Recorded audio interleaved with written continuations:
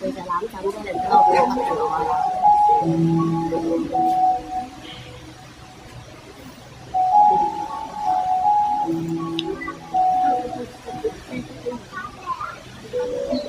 真係大瞓咗咧，呢上個禮拜。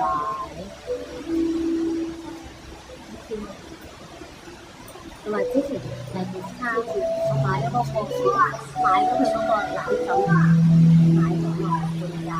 係啊，我仲有嗰個 discount，我哋30。佳佳這樣睡真的不會落枕嗎？我都怕她落枕，這樣扭着脖子睡。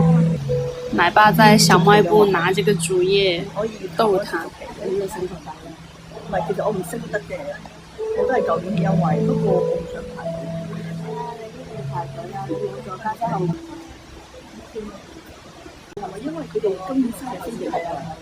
我頭先都係咧又排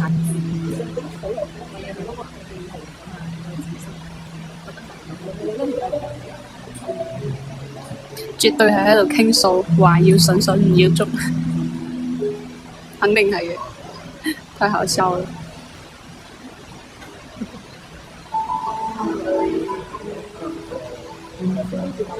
咩地方？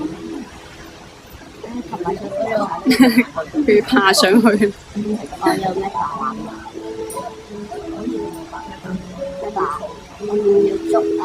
我要大個啊！佢唔係佢生日生咗。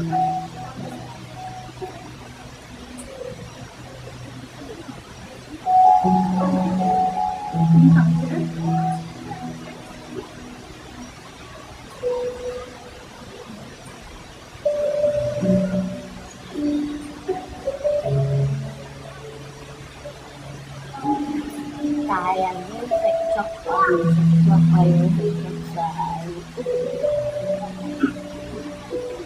係咯，佢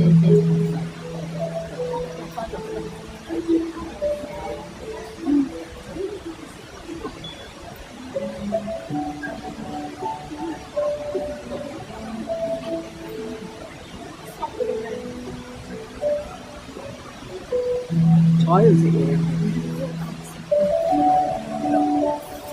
坐喺度。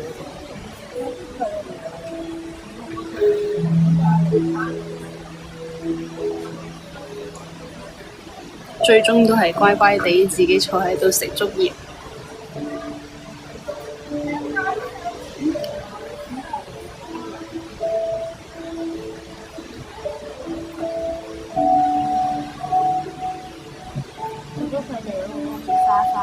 細佬話：咁我唔讓步，我有乜嘢計？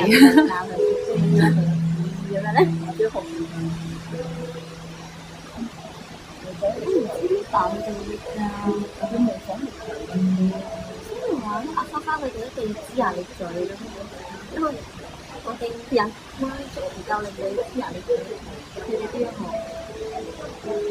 即係真係教我調嗰邊。我即係佢嗰啲咧，想啊，佢都好，點咯？你要三門啊嘛，就四三都睇埋。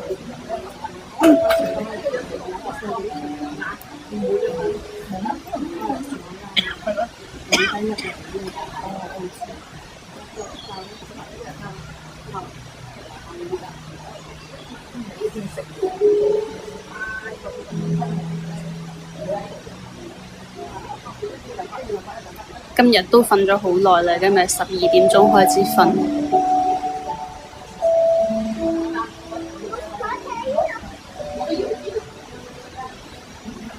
即食咗清醒中。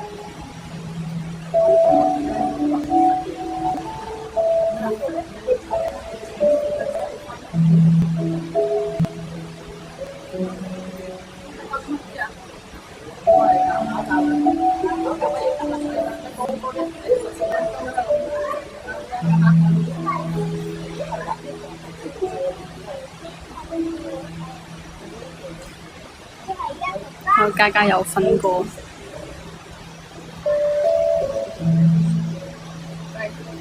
我覺得佢哋依家都係比較集中喺早上活潑多啲。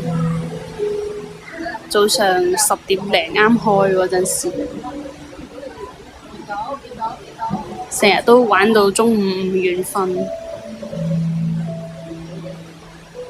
跟住下晝就醒得遲啦。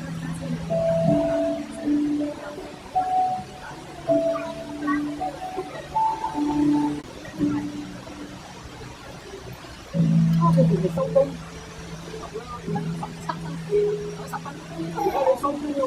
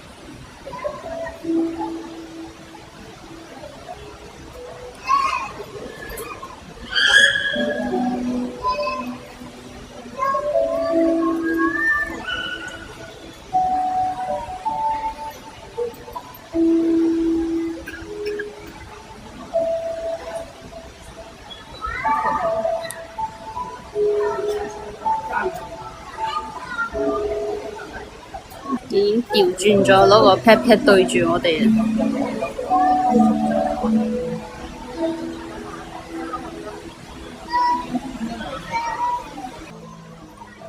而家細佬去咗門口嗰度就見唔到細佬啦，就係見到嘉嘉喺度瞓覺，嘉嘉仲喺度瞓，嘉嘉要瞓到落班，要瞓到收工啊！嘉嘉。但係呢個時候應該係唔會再開門俾佢過嚟嘅，咪先放咗過嚟收唔到貓了。是的，是的，現場的很多姨姨們還有工作人員也都會提醒他們。去哪了？在這裡。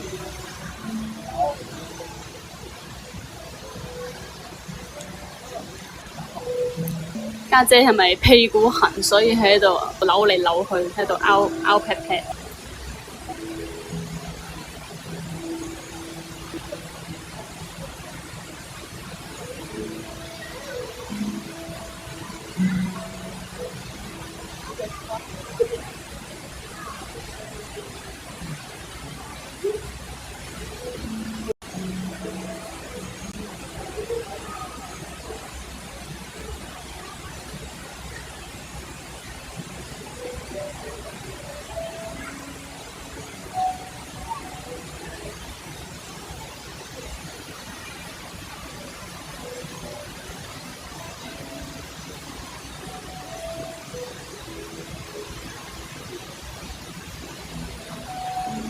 家姐仲喺度扭嚟扭去，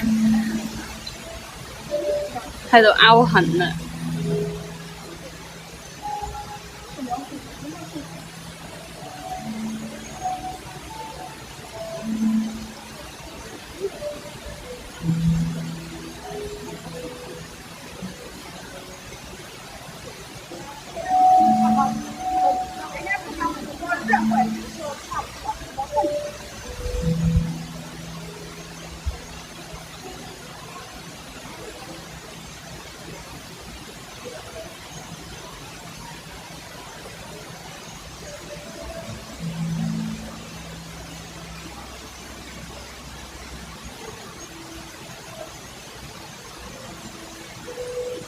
係啊，我諗都係一陣間直接叫返去後場飲奶，會被姐姐揍。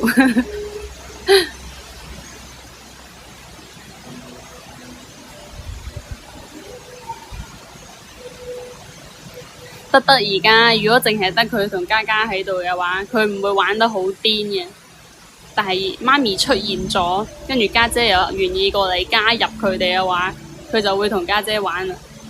平時佢係唔夠膽直接咁樣去惹家姐嘅，而家。他現在知道什麼是能惹的，什麼是不能惹的。因為媽咪唔會真係打佢，家姐真係會打佢㗎嘛。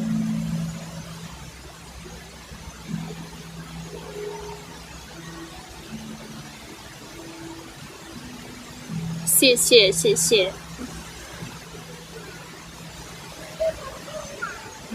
家姐仲坐喺呢度回緊神，佢真係未清醒，還沒有回過神來，仲要瞓家姐，家姐點瞓都瞓唔醒。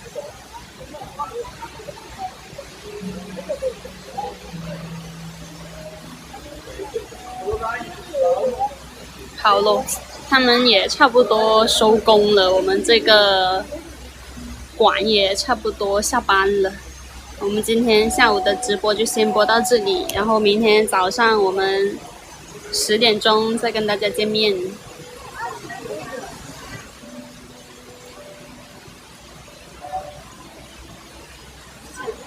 明天見呀！